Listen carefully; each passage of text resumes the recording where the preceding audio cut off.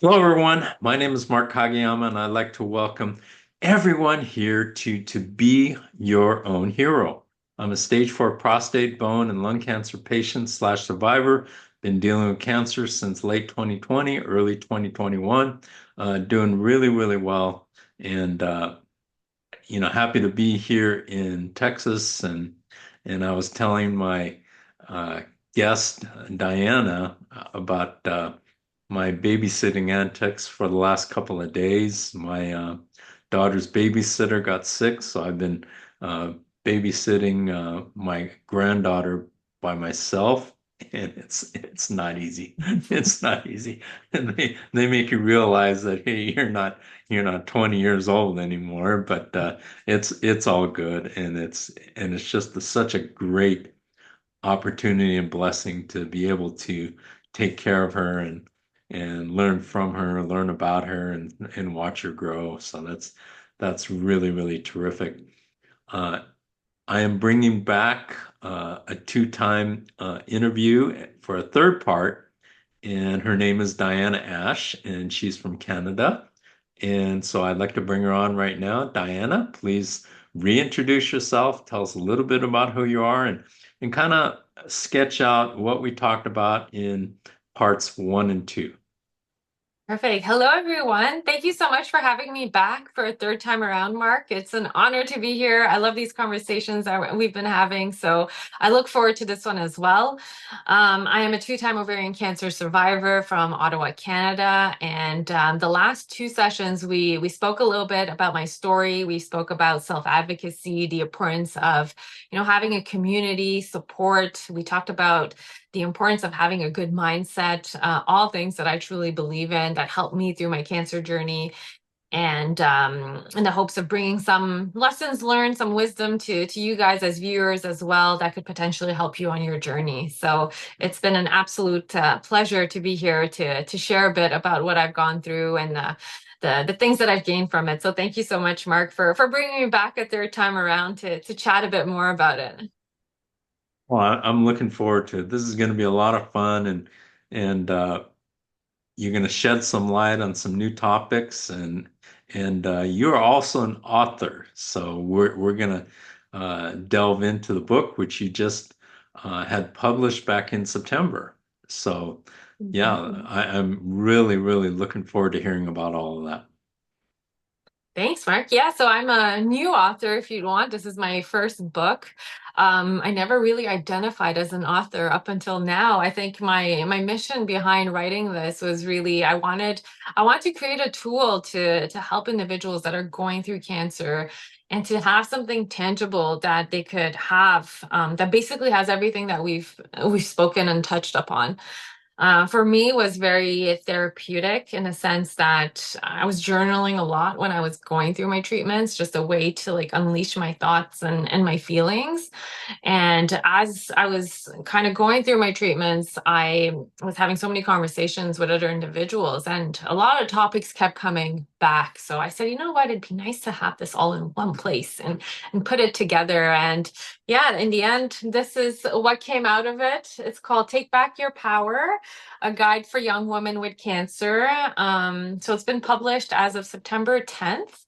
It is on Amazon and in Canadian bookstores. So yeah, it's been going well. It's been fun, and it's been nice to see the impact that it's having on individuals that are going through it. Let me ask you this. On the book, you say it's for young women. Mm, Is the book, would it be valuable for men as well, or 100%. 100%. So actually, when I was editing the book, I had two editors that reviewed the book, and both of them told me separately. They said, you should reconsider the title because we think that the book would actually touch a greater audience. And I thought about it, I went back and forth on it, and in the end, I decided to keep it. And the reason that I did that is because when I was diagnosed at 33 years old, it felt like a very isolating journey where there wasn't a lot of resources for women my age that were going through cancer. So I really wanted it to be something that women that are, you know, in their 20s or 30s, early 40s could just look for a tool and have access to it. That's what was missing for me. So that's part of the reason why I kept it the way it is. But actually, the feedback that I've gotten is mostly, I would say, half of it, if not more, from men. Some of them not Really? even have gone through cancer, which is really interesting because I think it goes back to show that any kind of trauma or health crisis that you go through, that there are a lot of similarities to it. So that's been kind of nice to see that kind of feedback too. So great question, Mark. Yeah, it does. It's very specific, but I think the book, you know, as it was recommended to me, that title probably should have been changed, but I really just wanted to target a specific audience and give them something to be like, listen, if you're looking for something specific, it's here for you. I think there are certain parts of it that target women specifically when it comes to, for example, fertility. You know, not necessarily, I didn't have a children before I was diagnosed. So that was like a challenge going through chemotherapy. So I do highlight some of these aspects that I think are really going to connect to women. But that's just a small portion of the book. The rest, I think, is pretty generic. Whether you're going through cancer or a different health crisis or any kind of struggles in life, I think you'll get some nuggets out of it.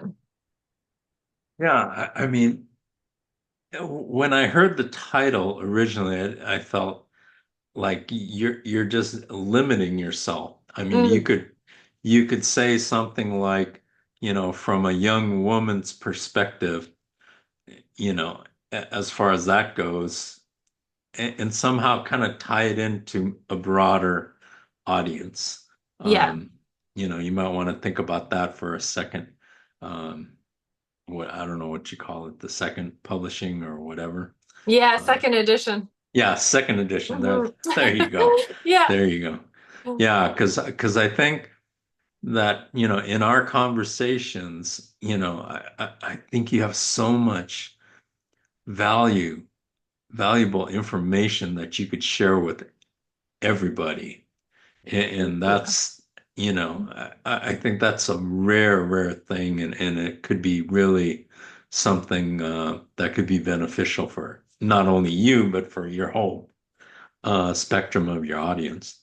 I appreciate that. Thank you. And it is important too, because I'm realizing now too the impact that it is having on people. And the whole purpose of this was to help as many people as possible too, right? So if that means expanding the demographic, then that's for sure something that I am considering. And I do make a point of mentioning that when people see the title, because I see there's a bit of hesitation sometimes. You know, it's like, oh, that book's not for me. It's like, well, what are you looking for? And then when we get into it, you see that no one factors quite a bit in there. And I think that when you see the book physically and you actually skim through it, you quickly realize that, oh, okay, this could be applicable to a lot of individuals. I actually have worksheets in there. So it's a book that you read, but I also get the reader to do some work. There's a lot of self-assessment tools, you know, like what kind of questions can you ask your healthcare practitioners? What is it that you need? What are you currently doing for self-care? Like what can you do to better your mindset? So there's actually like worksheets in there and that get you thinking, that I think anybody could really benefit from those. So when you look through it, you kind of quickly realize like, oh, okay, maybe I can take something away from this. Well, have you talked to the men who've read your book as far as what opened their mind to actually read it as a man? Yes. So I actually had, because I've been doing a lot of book signings lately. So basically, like you're set up in the bookstore and people walk around, and you can see the men are a little hesitant at first. They're like, well, what's this about? But what I've noticed, first of all, is that as soon as they see it, most people, whether you're a woman or a man, you know someone who has gone through cancer. So even men, you know, they see this right away. They're like, you know, my mom, my sister, my spouse, you know, somebody that they know in their immediate circle usually have been impacted by cancer in one way, shape, or form. So right away they go to that. But the men who have read it, some of the feedback that I did receive, because I have the book is divided in 6 parts. The second part, I talk about my reoccurrence and facing mortality. So I give some tools about how to go about that. but it actually has helped people. Some of the men have told me who have lost either a sibling or a spouse that it actually helped them, or they could relate to it when it came to grief and like the 5 stages of grief and just, reliving some of that, but with the tools in it. So that was kind of interesting for me to see because when I was writing it, I wasn't thinking necessarily from that lens. But I had two individual mention that, and I was like, oh, it's pretty interesting that you guys view it from that lens. I think there requires a certain level of openness when you pick up the book, maybe with that title, but then once you get into it, you notice that, hey, this actually applies to my life as well. Definitely men and women think differently. And Yeah. and and so you're getting two very different perspectives and insights. So I think that would be very valuable moving forward for you to get men's perspective on that. Yes. And that was when I was choosing. That's why I had two editors. So I had a structural editor and a line editor, and I wanted one to be a woman and one to be a man. Just because we do think differently and we do notice things differently, right? So that was something that when I was creating the book, I wanted that, but it's now interesting to see that from a reader's perspective too, the takeaways. And, like I'm a first time author, like I mentioned. So all of this is very new. So what I really enjoy right now is getting the feedback from people that are reading it and just like hearing thoughts and, what could be better and what could we do the second time around or the third time around. Because I kind of just went with my gut, in the sense of like, I was journaling a lot, the things that were helpful to me, what I thought would be useful for other people. But getting the feedback from others to be like, hey, did you think of this? Or, you could add a bit more in this section has been really enlightening for me to want to improve it, right? It's a guide. So a guide is a work in progress too. Times change, science changes, the needs change. So how to keep it as a active document, if you want, like an active guide where it keeps up with the times. So, do you have any thoughts about a second book or a revised edition? A revised edition, I would once I have more feedback. So right now I'm really looking to get all that feedback. When I was writing it at one point, I was like, this is gonna be my first and my last book. Because when you're in the writing process, it's a lonely journey and it's a long process. It was incredibly difficult for me to write it, partly because, I talk about my story and I was at a point in my life where it was like I was trying to rebuild my life after cancer, and I kept being brought back to this chapter of my life that, was so hard on me. And I had to relive it over and over every time I reread it, or every time, I came into contact with somebody that was going through cancer. It just kind of brought me back there. So I think that part was really difficult. And as I was doing it, it's like you're stuck in your own emotions, but at the same time, I want to help others. So I was this, back and forth, this pull where I was like, do I want to do this? Or like, I don't want to do this again. So part of me was like, you know what, I'm going to do this and then that'll be it. But now that I'm on the other side of it and I can actually see the impact that it's having and the how it's benefiting others, I'm like, you know what, I'd probably do it again. So I have a few How ideas. long did it take you to write that book? So I would say this past year, I buckled down. Like I was just like I was doing this like nonstop and I had like tight deadlines for myself. I really wanted to get it out. It came out in September. Part of the reason I wanted it to come out in September is that it's a month for ovarian cancer awareness. So I wanted to have it come out during that month. So I reverse engineered the dates to make sure it was ready for then. So it was a good year of hard work. But prior to that, I did have my journals, I did have notes. So like I used a lot of that stuff to build or remind myself of the details around my story, right? Which I was really grateful that I had that because to go back now to 2019 when I was diagnosed, there's certain details that you forget along the way. So to have that actually made the story come to life a bit better. So, talk about when you were writing it, you actually almost have to relive the whole experience again, Yeah. and you have to keep coming back to that. Was that beneficial to you? Uh, as far as your mental mental health goes, did you find that to be helpful, or what are your thoughts on that aspect of it? It was hard, I'll be honest. Like for the most part, especially at the beginning, it was extremely difficult for me to go back and relive it. And I've heard this once is that, your brain doesn't can distinguish what is real in the present versus a memory.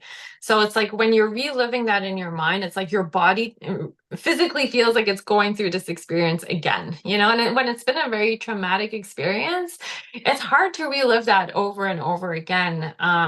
So I would push myself through it, and I was like, okay, you can do this, and focus on the end goal. I always focus on the reason why I'm doing it. But eventually, with time, what happened is that I also taught myself how to change my perspective of that traumatic event, which I think was really helpful for where I am now.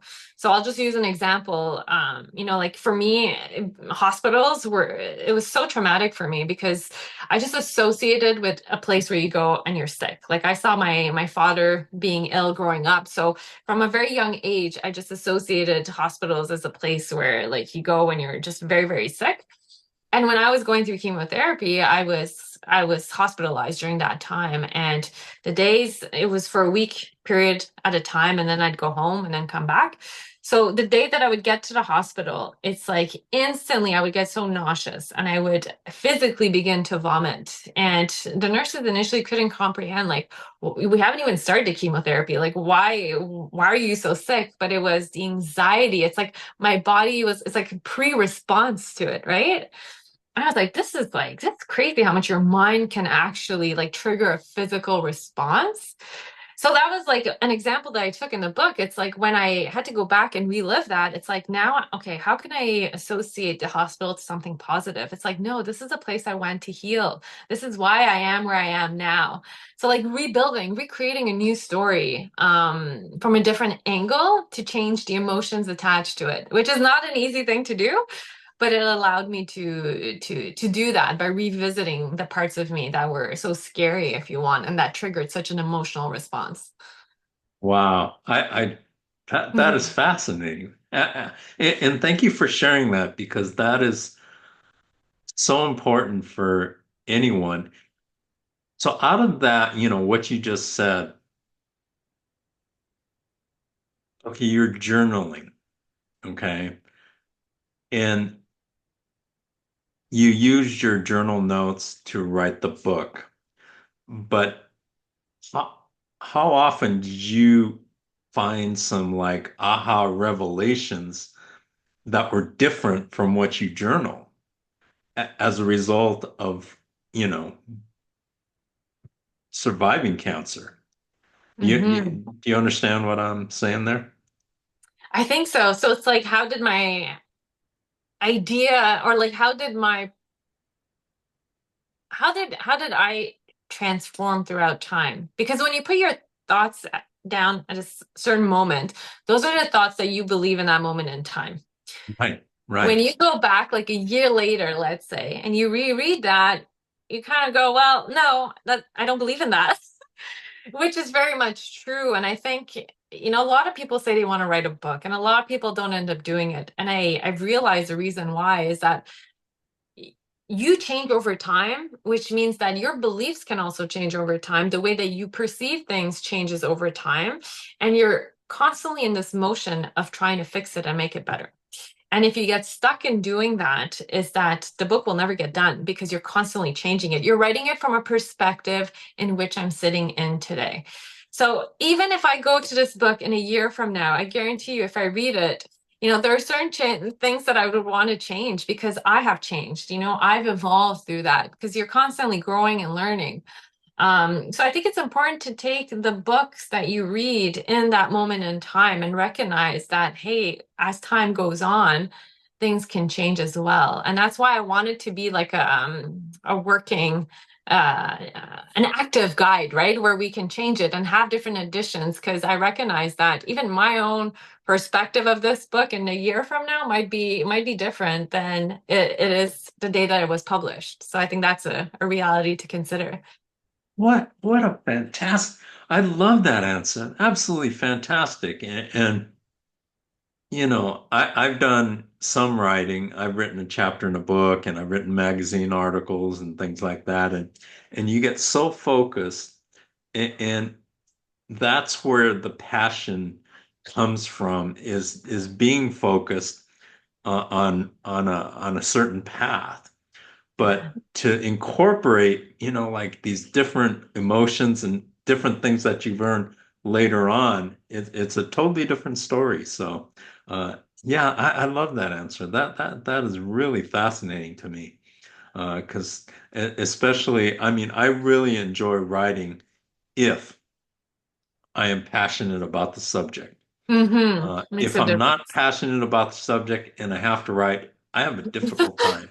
Yeah. Very, very difficult time. I sit like, oh, this is great. And I start staring at the wall and, and watching paint peel and things like that. So, uh, yeah, what a great answer. I just love that. Absolutely love that. I love what you said that too, because you need to have the passion behind it. I think that is so important. Like it should be free flow. And I think that's where the journaling helped. It's like you shouldn't be thinking about what you're going to journal about. It should be free flow, right? It's a way for your thoughts to unleash on paper, for your feelings to unleash, because it's like we feel so many things, we think so many things. And when we keep it inside, it's like you get trapped in it almost that you need to put it on paper. And you can go back after and review it a million times if you want, but just get it out, you know? And I think that process is a beautiful process in itself, where it's a beautiful disaster in the sense it's like it's so unfiltered. It's like I'm just gonna put it out there and then clean it up. How long did it take from the time you made a decision, I'm going to write the book? How long did it take you to do it?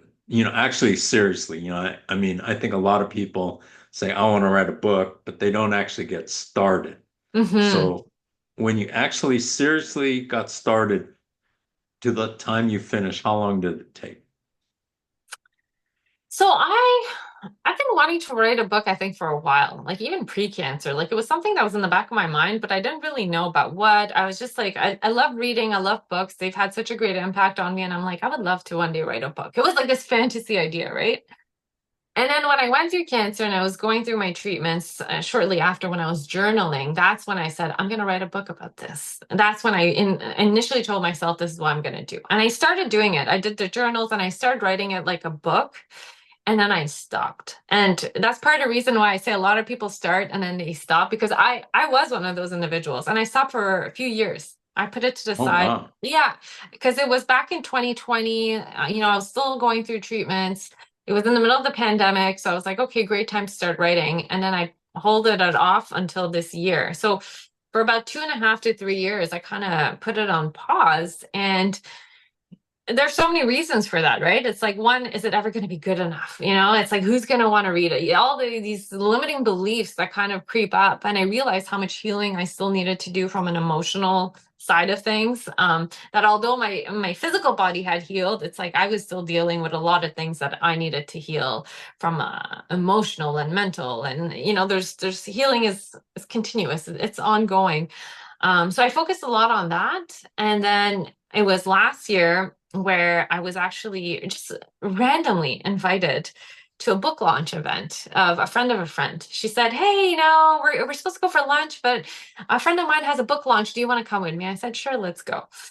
And I went there and it just like ignited this a passion inside me. And I was like, I need to do this. Like, why have I been waiting? It was just like that moment was like, it's a sign, like I believe in signs. And I'm like, the fact that I'm here right now, just like so randomly, if you want, is like, I need to do this. And that's when I made the decision. And I was like, there's no going back. Like, you're making a decision today, the end date is September. And this was last fall, I would say last December. So almost a year, just like that's all I did. I did other stuff too. I was working, I was, I still had a life outside the book, but my free time was the book. Um, and that's when I was like, there's just no going back. That is, I appreciate you sharing that because that's something that I never really um, is on my radar. It still isn't, because I know so many people that have written books, and that's fine. It takes a certain kind of person to want to write a book. I don't know what I want to do, as far as, the written material and things like that. I think I'd rather stick to videos and work with something along those lines. That's just more my thing. In fact, when I had to write a chapter for Tim Sohn's Showing Up Perspective on Yeah. Cancer, I wrote a chapter for the book, and he sent me this email, and he said, "Hey, I'm going to be putting together a book, and I'd like a chapter from you." And he said, it has to be so many words, and Yeah. uh, and so I said, "Okay." I said, "When is it due?" He said, "Oh, in a month. I need it in a month." And so I got it. I got it to him the next day. Wow. See? And he said, "What is this?" I said, "It's my chapter." He goes, how did you do it so quick?" And I just did it, and but I didn't have that, like that the fire behind it, and it was just something that I agreed to do, so I did it. Okay. It And, was and your there's a big commitment. diff Yeah. there's a big difference between that and having the passion that drives you to do, to write. Yes. So, yeah, But I that's mean, great. I love that you said that, Mark, because that's so important. I think that we forget because passion's important. I agree. You need the passion, but you also need the commitment because there are days, like if you just go based on how you feel, like I'll be honest, there are days where I was like, I don't feel like writing today. I don't feel inspired. I don't want to sit in front of my laptop. It's beautiful outside. But it's like you need the passion, you need to understand why you're doing it, but you also need the commitment to be like, okay, I made a promise to myself that this is going to get done and it's going to get done.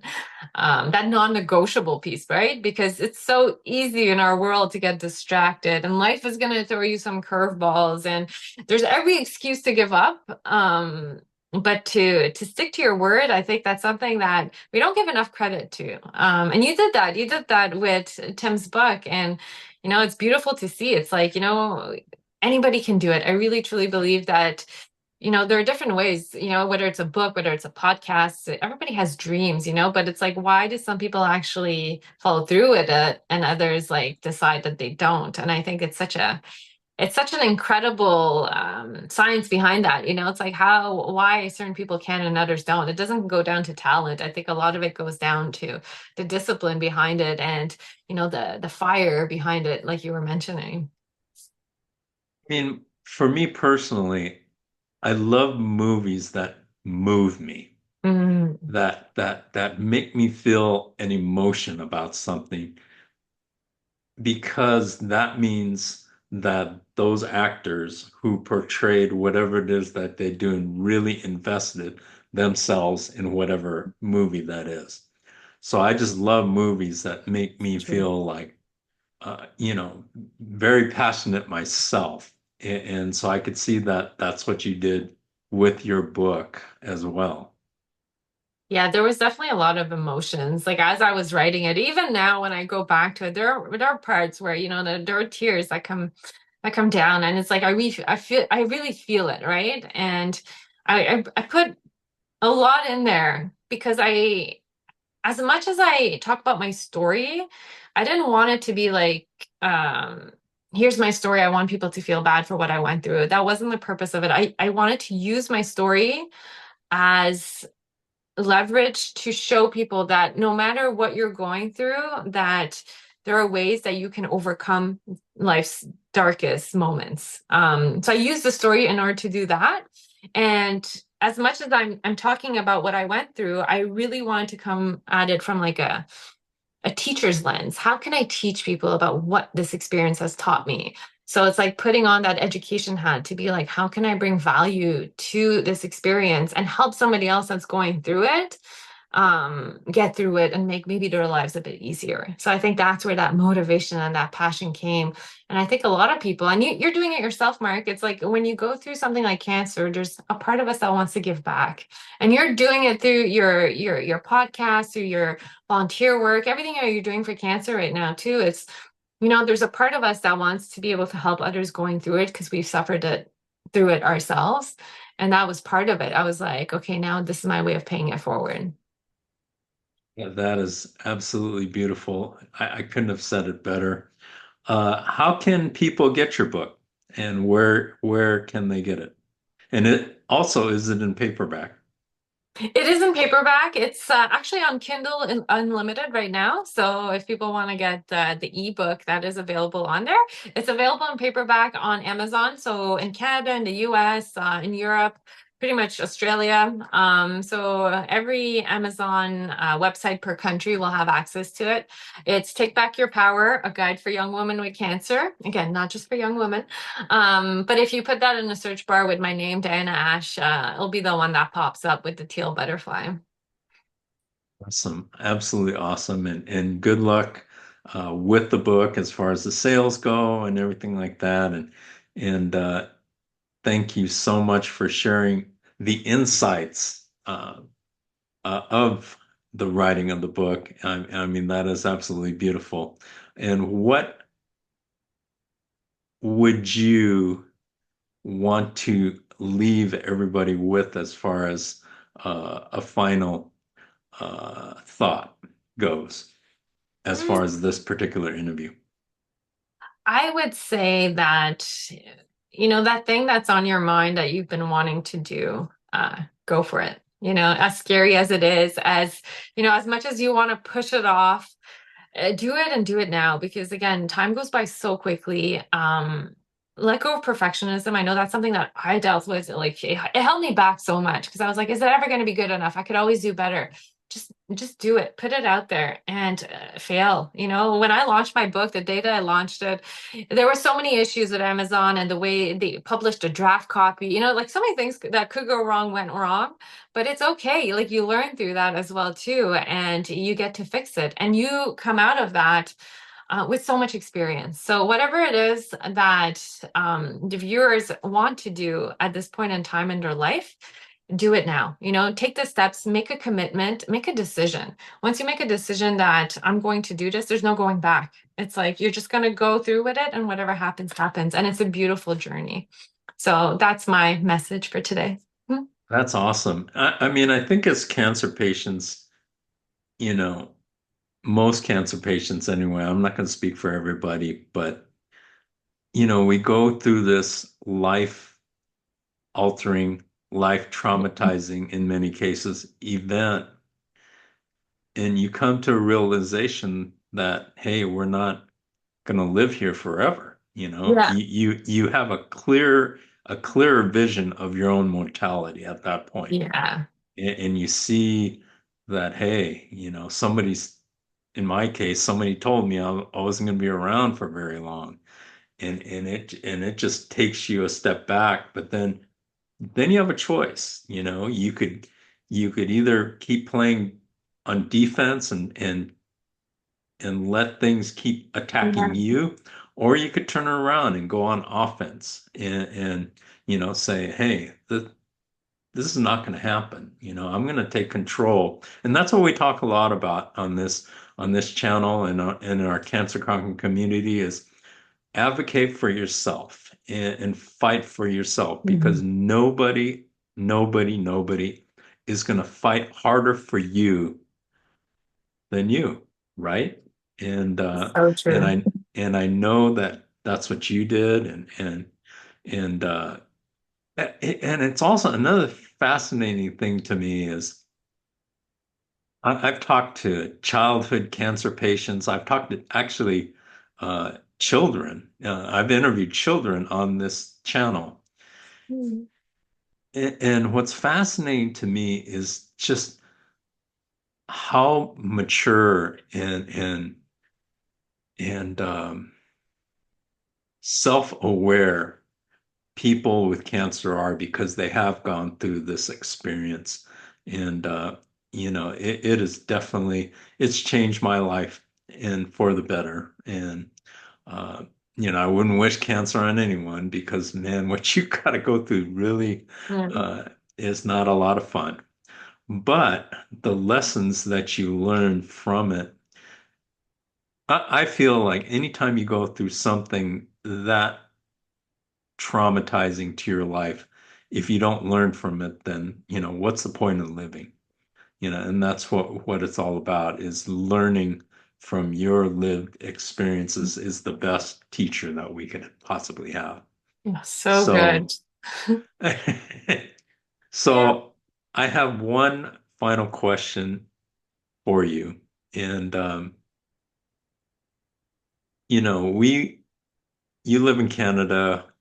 I live in the United States, and people from all over the world. You have tremendous experience traveling all over the world, and that's going to be the title of that's the title of the first um, video is how this world traveler has dealt with Mhm. cancer. So to make your message as universal as you can to people from anywhere in the world, what would you say to them as far as cancer goes? Because different countries have different medical systems, and everything like that. What would be your advice to a cancer patient halfway around the world? Great question. It's so true that it's very different from one place to another. Even here in Canada, from one province to another, one state to another, it can differ quite greatly. My message would be that, if you're not satisfied with the information that you're getting, like, don't be afraid to, one, get a second opinion. Like, even if they tell you the same messaging, at least you'll get the reassurance that, okay, it's consistent. So I think that's one piece of it is that, we put all our trust in one specific individual, and sometimes it's like we need to be able to expand beyond that. So just to know that the world is such a huge place, and the technology that is being used in the US may not be the same that is being used in Canada. So get informed, like figure out what is happening where. There's so many great resources online. There's so many great communities that can give you the guidance and just open up your eyes to how things are being done elsewhere. I think that's a piece that I would want the viewers to take away from this. But as a universal message, I think that a message of hope and faith, like it doesn't matter where you are, I think like you got to hold on to that in the cancer world. Like it can be such a dark place, but it's also there's a silver lining around it where you meet incredibly resilient people and strong people. And just like you said, Mark, like the wisdom that and the experience that they've lived through, it's just beautiful souls. And, when you hold on to somebody else's success story, it gives you that hope. It gives you that lifeline for yourself as you're going through it. So I think that hope and faith is a universal message that goes across the globe when it comes to cancer and, living through that. Absolutely incredible. I Mm. love that. Beautiful. Thank you, Diana, for just three really, really wonderful, incredible interviews and sharing just a fantastic conversation. I thank you from the bottom of my heart and much success with your book. And I'd also like to thank everybody out there for joining us here at To Be Your Own Hero. And please subscribe, like, make a comment in the comment section. And, you know, we have experienced our own mortality. And that goes back to time is our most precious commodity that we have. And, no matter how much money you have in this world, you can't take it with you. And so it's all about the relationships that you're able to build and the people that you have around you. That's what's most important. And don't waste time, make the most of it. And I hope each and every one of you has a great week. And thank you for joining us today at To Be Your Own Hero. And we will see you next week. Have a great week. Thank you.